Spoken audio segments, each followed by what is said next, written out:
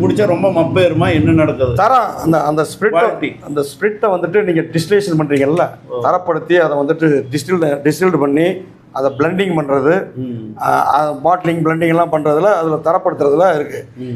சாதாரண மது வகைகளை நீங்கள் வந்துட்டு தரத்தை உயர்த்தி விலைகளை ரெட்டிப்பாக்கணும் மதுவை குறைக்கணும்னா.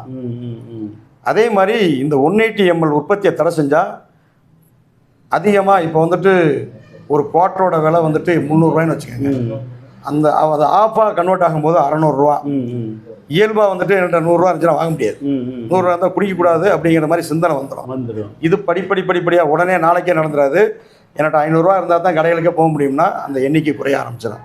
இப்போ இதையெல்லாம் அரசு கவனிக்க செலுத்தணும். அதே போன்று கேரளாவில் மதுக்கூடங்கள் கிடையாது, கடையை ஒட்டி மதுக்கூடங்கள் கிடையாது. ஓஹோ.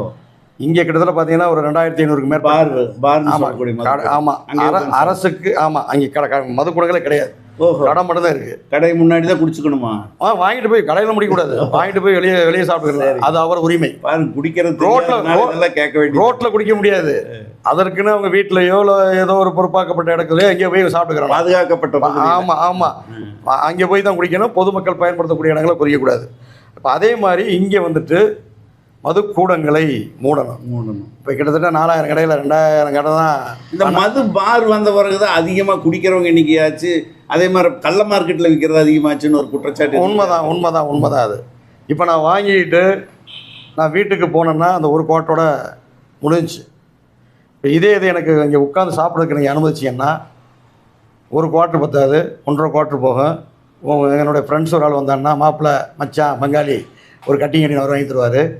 இது அதிகமாக தான் ஆகும். அப்போ குடி சொல்கிறத பார்த்தா முதல் வேலையே இந்த மது பார்களை முதல்ல. ஆமாம், நீங்கள் ட்ரக் ஃப்ரீ ஸ்டேட்டுங்கிறது உங்களுடைய மெயின் மோட்டாவாக இருந்துச்சுன்னா மது பிரியர்கள் அதிகமானதுக்கு மது பார்களும் இதுவும் முக்கிய காரணம்.